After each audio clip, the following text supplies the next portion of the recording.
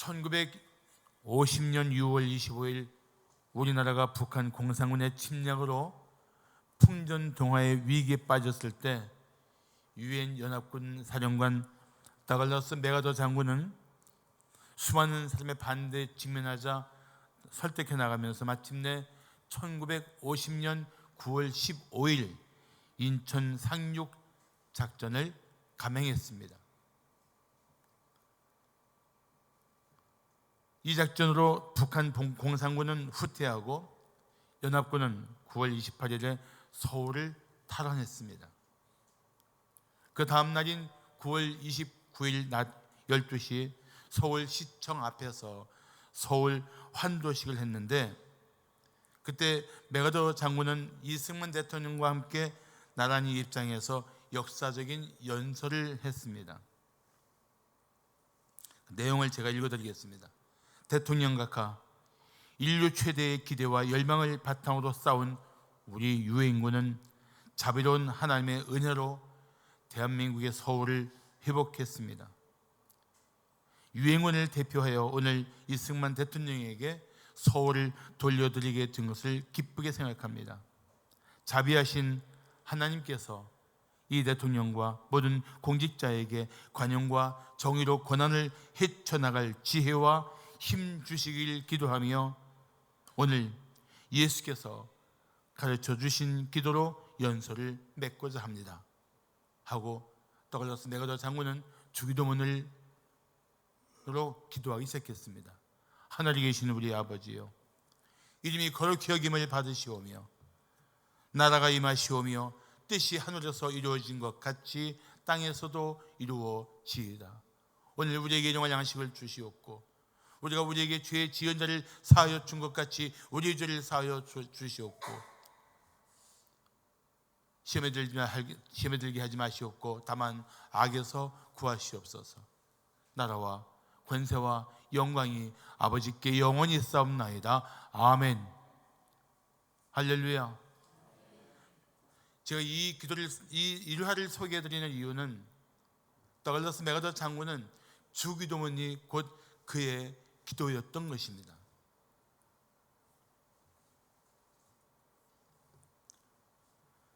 주기도문의 그 내용을 가지고 기도하면서 거기서 하나님의 나라, 하나님의 뜻을 사모하던 믿음의 사람이 바로 다글라스 맥아더 장군이었습니다. 지난주에 말씀드린 것처럼 주기도문의 전반부는 하나님을 중심으로 기도를 하고 있습니다. 오늘 함께 나누게 될 주기도문의 후반부는 자기 자신을 위한 기도입니다. 이것은 기도의 순서이기도 합니다. 하나님의 나라와 그의 뜻을 구하고 자신을 위해 기도하는 것. 그런데 이 자신을 위한 기도에서는 세상에서 살아가는 일들의 가장 기본적인 세 가지를 기도하라고 주님은 가르치십니다. 이제 이 주기도문의 후반부를 통해서 우리가 이 세상에서 어떻게 기도하며 살 것인지를 우리 성도들과 함께 나누고자 합니다. 자, 주님이 가르쳐 주신 기도는 어떤 기도일까요? 첫째, 신실하신 하나님의 공급을 신뢰하는 기도입니다. 주기도문을 보면서 우리가 놀라게 되는 구절이 바로 11절입니다. 뭐라고 기도합니까? 오늘 우리에게 일용할 양식을 주시옵고. 아니, 이런 기도를 하라고? 그렇습니다. 주님은 일용할 양식을 위해 기도하라고 가르치십니다. 왜냐하면 우리 하나님은 우리 삶의 일상을 돌보시는 하나님이시기 때문에 그렇습니다. 날마다 우리가 숨쉬고 먹고 살아가는 그 일들에 하나님은 비상한 관심을 가지고 우리를 지켜보고 계십니다. 믿습니까? 그래서 이 기도는 우리 삶의 가장 기본적인 필요를 얻기 위한 기도입니다. 사람들은 할 수 있는 한 많이 쌓아두려고 합니다. 그래서 음식도 냉동고에 잔뜩 쌓아둡니다. 그러다가 먹지 못하고 버리는 일이 있지 않습니까? 혹시 그런 분이 있다면 이번 주 수요일 날 냉동고에 있는 음식들을 대거 가지고 오셔서 나누시기를 바랍니다. 사실 일용할 양식을 구하는 기도는 날마다 먹을 것을 주시는 하나님을 향한 절대 믿음이 없이는 할 수 없는 기도입니다. 그렇지 않으면 불신앙 때문에 우리는 불안해하고 염려하면서 하루하루를 전전긍긍할 것입니다.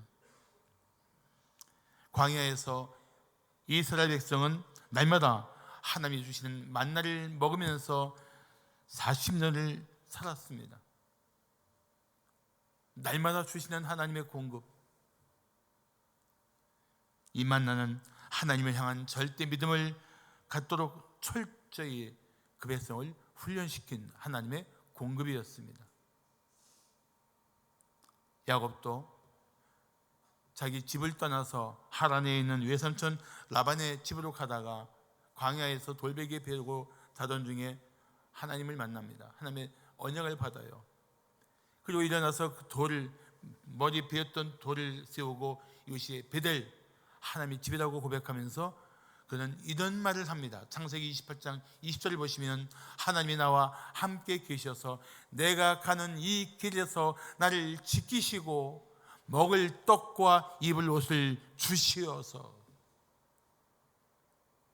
그는 내일이 어떻게 될지 막막한 그 삶의 현장에서 날마다 먹을 것과 입을 옷을 주실 하나님을 기대하고 있습니다.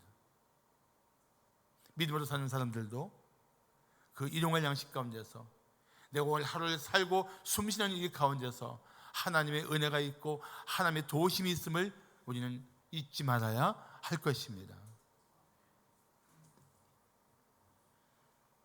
사랑하는 성도 여러분, 믿음으로 사는 성도는 날마다 공급하시는 참으로 신실하신 하나님을 의지해야 합니다. 한번 생각해 보십시오. 지금까지 살아오는 동안 그때마다 위기를 이겨내고 막막했던 삶의 현장을 벗어나서 여기까지 오는 동안에 우리의 존재가 가능했던 이유가 무엇입니까?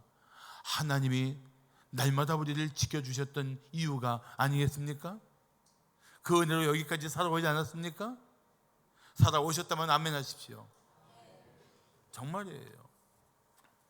하나님의 은혜로 여기까지 살아왔습니다. 그런데 분명하신 이후로도 그 은혜는 계속될 줄로 믿습니다. 잠언에는 이런 기도문이 있습니다. 내가 두 가지 일을 주께 구하였사오니 내가 죽기 전에 내게 거절하지 마시옵소서. 곧 헛된 것과 거짓말을 내게서 멀리 하옵시며, 잘 보세요, 나를 가난하게도 마옵시고 부하게도 마옵시고 오직 필요한 양식으로 나를 먹이시옵소서. 혹 내가 배불러서 하나님을 모른다 여호와가 누구냐 할까 하오며, 혹 내가 가난하여 도둑질하고 내 하나님의 이름을 욕되게 할까 두려워함이니이다. 여기서 기도문에서 나를 가난하게 마옵시고 할 때 사람들은 아멘 합니다. 그런데 나를 부하게도 마옵시고 하면은 왜요? 왜요? 아멘 소리를 안 하는 거예요. 왜 그런지 아십니까? 가난하니까 너무 고통스럽고 너무 부끄럽고 너무 힘겹잖아요. 사람 꼴을 못하고 살 때도 있잖아요. 그게 얼마나 싫어요. 그런데 그 못지않게 부하게 될 때, 지나치게 부하게 될 때 오는 문제가 무엇입니까? 하나님을 의지하지 않아요. 물질을 의지합니다. 하나님보다 물질을 더 사랑합니다. 이것만 있으면 돼. 아니 이것도 부족해. 더 있어야 돼. 이런 욕심이 계속 자신을 부추겨서 하나님을 등지고 물질 중심의 삶을 살게 한단 말이죠. 그러니까 하는 말이에요. 하나님을 모른다 할 만큼 부하게 하지 마시고, 하나님 없어도 된다고 생각할 만큼 넘치게 주지 마시고 그냥 필요한 양식으로 나를 돌봐 주시옵소서. 그 기도가 바로 잠언 30장 7절부터 9절에 나오는 아굴의 기도입니다.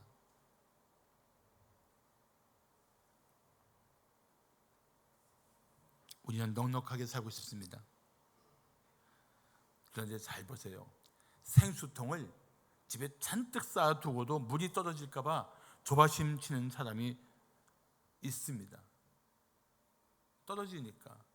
그런데 하나님을 의지하는 사람은 마치 수도꼭지만 틀면 언제든지 물이 콸콸콸 나오는 그런 하나님의 공급, 하나님 모든 은혜의 근본이신 하나님을 의지하는 믿음으로 살게 되는 것입니다. 우리는 생수통을 의지하는 믿음이 아니고 우리의 모든 삶의 공급자이신 하나님을 의지하는 믿음으로 살아야 돼요. 그래야 삶의 염려와 두려움을 이겨낼 수가 있습니다. 그래서 일용할 양식을 기도하는 성도는 어떤 면에서 남다른가? 감사가 날마다 넘쳐요. 오늘도 내게 일용할 양식을 주신 하나님 감사합니다. 그리고 자족할 줄 알아요. 오늘도 하나님 이 하루에 필요한 양식을 제게 넘치게 주셨군요. 자족할 줄 알아요. 그래야 욕심을 이기고, 그래야 삶에 대한 두려움과 염려를 이기고 하나님께 감사하며 찬양하며 날마다 살아갈 수가 있습니다. 그리고 오늘 성경의 말씀에 오늘 우리에게 일용할 양식을 주시옵고 말하고 있지 않습니까? 우리에게. 그거는 나만 먹으면 되고 나만 잘 살면 된다는 이기적인 마음을 훌쩍 뛰어넘어서 우리라는 공동체 의식을 가지고 나와 함께 이웃이 그 일용할 양식을 나눌 수 있는 관계 속에 살기를 구하는 기도인 것입니다. 그 기도예요. 그래서 이런 말이 있습니다. 기도는 욕심의 발전소가 아니라 소방서이다. 욕심의 불을 끄고 오히려 오늘 주어진 삶에, 오늘 하나님이 주신 것에 만족하고 기뻐하고 감사할 수 있는 삶을 회복시킬 수 있는 이 일을 위해서는 하나님께 기도해야 돼요. 일용할 양식을 기도하고 일용할 양식을 주신 하나님께 감사하는 여러분 되시기를 축복합니다. 할렐루야. 이제부터 매일 이렇게 기도하십시오. 주님, 날마다 먹을 것을 주시고 또 먹을 수 있는 힘을 주셔서 감사합니다. 그렇게 기도하시길 바랍니다. 자, 주님이 가르쳐 주신 기도는 어떤 기도일까요? 둘째, 자비로운 하나님의 용서를 간구하는 기도입니다.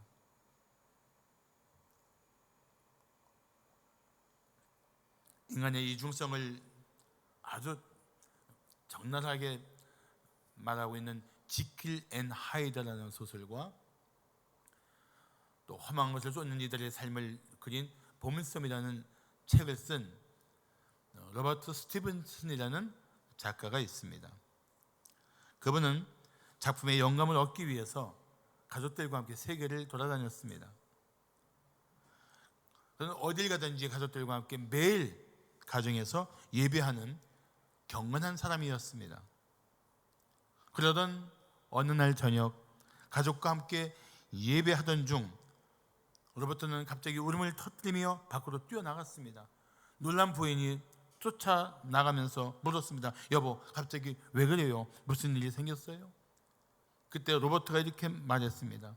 조금 전에 마을에서 어떤 행인과 사소한 시비로 말다툼을 벌이고 헤어졌어. 그런데 이제 와서 하나님 앞에 내 죄를 용서해 달라고 기도하니 양심의 가책이 느껴져서 도저히 견딜 수가 없구려. 정말 경건한 사람의 마음에는 이런 섬세한 남다른 감각이 있어요. 죄에 대한 그런 끔찍한 고통, 하나님의 뜻대로 살지 못한 자신을 쳐서 복종시키는 그런 경건한 힘이 있단 말이죠. 로버트 스티븐스는 그런 인물이었습니다. 그래서 예수님은 우리에게 이렇게 기도하라고 가르치십니다. 우리가 우리에게 죄 지은 자를 사하여 준 것 같이 우리 죄를 사하여 주시옵고. 예수님께서 이 기도를 가르치신 것은 하나님의 나라와 그 뜻을 구하는 성도답게 다른 형제와 화해하며 살라고 가르치신 것입니다. 어떤 분은 죄 지은 자를 용서할 수 없어서 주기도문할 때 이 부분에서 딱 빼고 기도한다고 합니다. 그 마음을 이해하지요.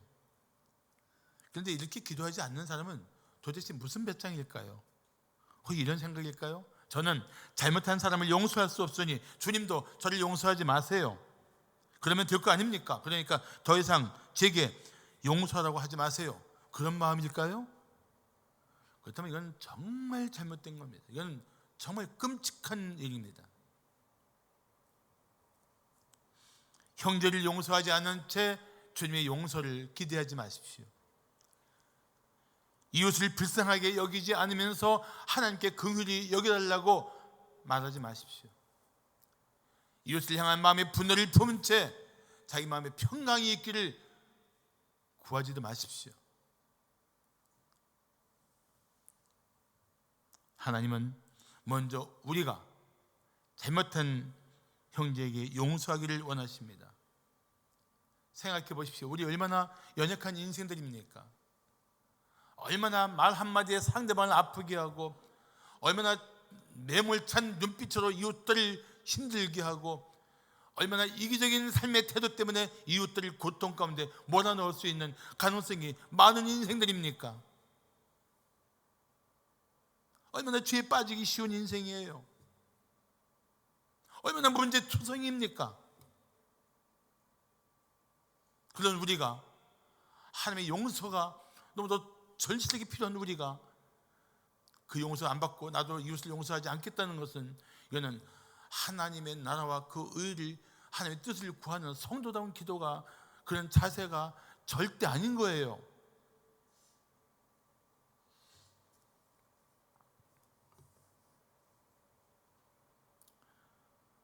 이런 말이 있습니다. 실수는 인간이, 용서는 하나님이. 그렇다면 우리가 용서하는 것은, 실수밖에 할 수밖에 없는 연약한 인생들을 용서하는 것은 하나님의 일을 우리가 하는 거예요. 우리는 그런 하나님의 사람답게 용서하며 이웃과의 관계를 회복하기를 힘써야 합니다.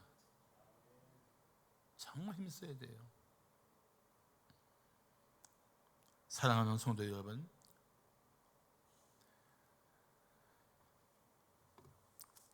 우리가 우리에게 죄 지은 자를 사하여 준 것 같이 우리 죄를 사하여 달라는 이 기도는 상하고 깨어진 이웃과의 관계를 치유하고 회복하는 기도입니다. 그리고 하나님과 관계도 회복할 수 있는 기도입니다. 비록 잘못된 형제지만 우리 아버지라고 부른 관계인데 왜 형제를 용서하지 않습니까? 하나님을 우리 아버지라고 부르는 형제가, 사람이, 성도가 이 다른 형제와 화목할 수 없다면 어떻게 우리가 이 세상에서 화목케 하는 역할을 할 수 있겠습니까?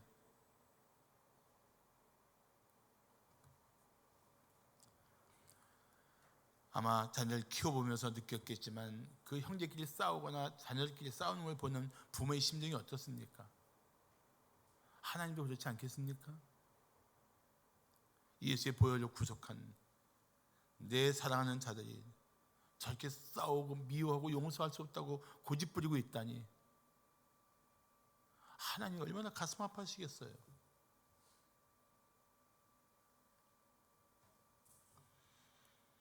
우리 다 같이 마태복음 6장 14절 15절 한번 봉독하겠습니다. 다 같이 시작. 너희가 사람의 잘못을 용서하면 너희 하늘 아버지께서도 너희 잘못을 용서하시려니와 너희가 사람의 잘못을 용서하지 아니하면 너희 아버지께서도 너희 잘못을 용서하지 아니하시리라. 아멘.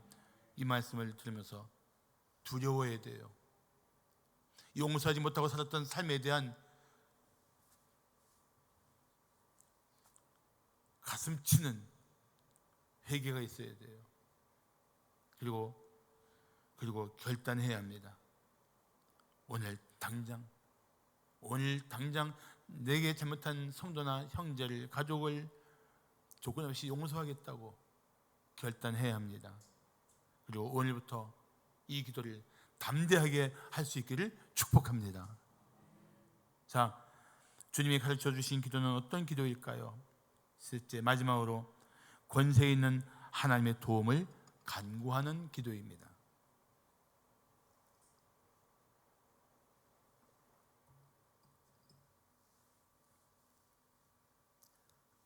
예배 중에 물 먹는 거 부럽죠?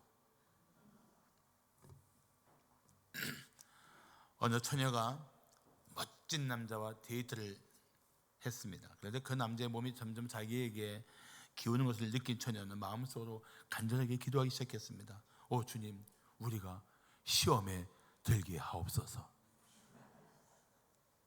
그거 너무 형제가 좋았던 모양이죠. 하나님이 주시는 시험은 우리 믿음을 견고하게 하기 위한 훈련의 목적이고, 사탄이 주는 시험은 우리를 파괴하기 위한 목적입니다. 오늘 우리 본문에 나오는 우리를 시험에 들게 하지 마시옵고의 이 시험은 둘 다 쓸 수 있는 단어예요. 하나님의 손에 들리면은 우리를 믿음으로 연단시키는 목적으로 쓰이고, 사탄의 손에 들리면 우리를 믿음에서 떠나 파괴하기 위한 목적으로 쓰인단 말이죠. 마치 칼이 요리사의 손에 잡히면 요리를 만드는 기구로 쓰이지만, 범죄자의 손에 잡히면 한 생명을 파괴하는 범죄의 도구가 되는 것처럼 말입니다. 그렇단 말이죠.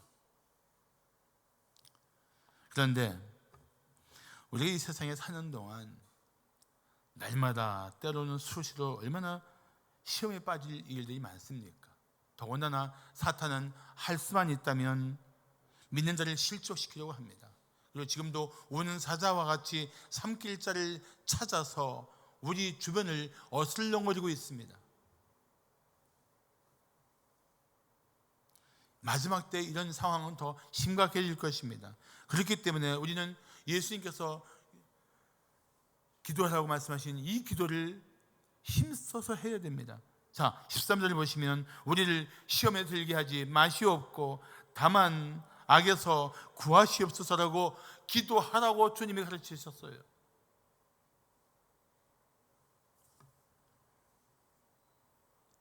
사랑하는 성도 여러분, 우리 모두 시험에 빠질 가능성이 얼마나 많습니까? 때로 시험을 피하지 않고 불꽃으로 뛰어드는 불나방같이 죄를 향해 다가가는 일은 얼마나 많습니까? 주님이 미워하시는 죄악인 줄을 뻔히 알면서도 그 유혹을 뿌리치지 못한 채 무력하게 끌려가는 일들은 또 얼마나 많습니까? 그렇다면 시험에 들게 하지 마시옵고라는 기도는 우리에게 얼마나 절박하고 간절한 기도가 되어야 할까요?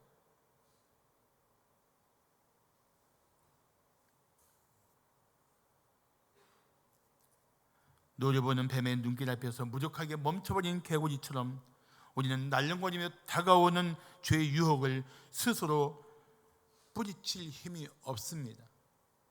다윗 같은 하나님의 마음에 합한 인물도 한순간에 죄악 앞에, 유혹 앞에 무너지잖아요. 우리가 유혹 앞에 무너지는 것은 정말 순식간입니다. 아무도 나는 이길 수 있다고, 문제 없다고 장담할 수 있는 사람은 사실 하나도 없습니다. 하나도 없어요. 그렇지만 기도하면 하나님, 저를 시험에 들게 하지 마시옵고 다만 악에서 구하시옵소서 기도하면, 하나님을 의지하면 주님께서 큰 능력으로 우리를 지켜주실 것입니다. 믿습니까? 정말 하나님의 능력이 나타날 거예요. 주님은 겟세마네 동산에서 기도하시다가 잠든 제자들을 깨우시면서 이렇게 말씀하십니다. 시험에 들지 않게 깨어 기도하라. 마음에는 원이로되 육신이 약하도다. 자막은 안 띄워줬지만 마태복음 26장 41절 말씀이에요. 그래도 안 띄워주지 않겠죠? 다 함께 봉독합니다. 시작. 시험에 들지 않게 깨어 기도하라. 마음에는 원이로되 육신이 약하도다. 자, 육신이 약하여 무너지기 쉬운 우리에게 이 시험에 들지 않을 수 있는 주님의 처방이 무엇입니까? 기도예요. 기도. 이런 말이 있습니다. 기도가 없는 것은 사탄의 잔치집이고 기도가 있는 것은 사탄의 초상집이다. 재밌죠? 재밌는 표정 한번 해봐요.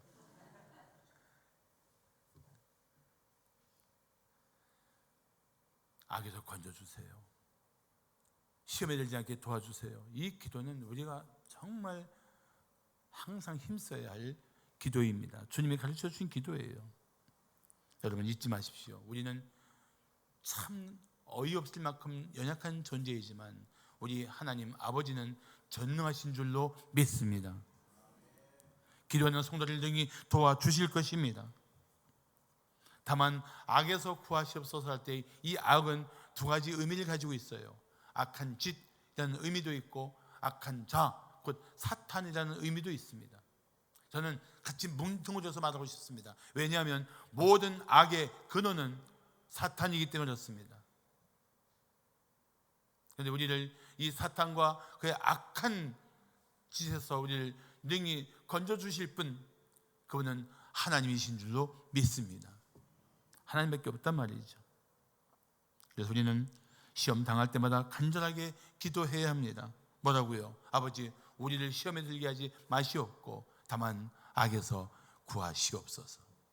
할렐루야. 날마다 이 기도를 힘쓰며 악을 이기고 유혹을 이기고 승리하는 우리 성도들 되시기를 축복합니다. 히브리서 2장 18절을 말씀하기를 그리스도 예수께서 시험을 받아 고난을 당하셨은즉 시험 받는 자들을 능히 도우실 수 있다고 말씀하고 있습니다. 그렇습니다. 하나님은 시험 당하는 자들을 능히 도우시며 승리하도록 일으켜 주실 것입니다. 그러므로 시험 당할 때, 악한 자의 공격을 받을 때 바로 그 자리에서 기도하여 주님의 능력에 붙들려 일어서기를, 승리하기를 축복합니다. 미국 상원 의회의 원목이었던 피터 마셜 목사는 겨우 50세 나이에 소천을 했지만 그때까지 그 마음속에 정치인들이 하나님 앞에 바로 서야 나라가 바로 선다고 생각하고 의회에서 힘써 복음을 전했습니다. 마셜 목사는 매일 아침에 이런 기도를 했습니다. 하나님 아버지, 영원한 하나님의 말씀 아래 우리를 지켜주시기를 기도합니다. 주님이 부활하지 않은 것처럼 침통한 믿음 생활을 하지 않게 하시고 주님의 보살핌을 받는 자녀답게 살아가게 하소서. 주님께서 이미 세상을 이기셨으니 두려워할 것이 없습니다. 우리 기도가 창조주 하나님께 상달되고 있음을 항상 기억하게 하소서.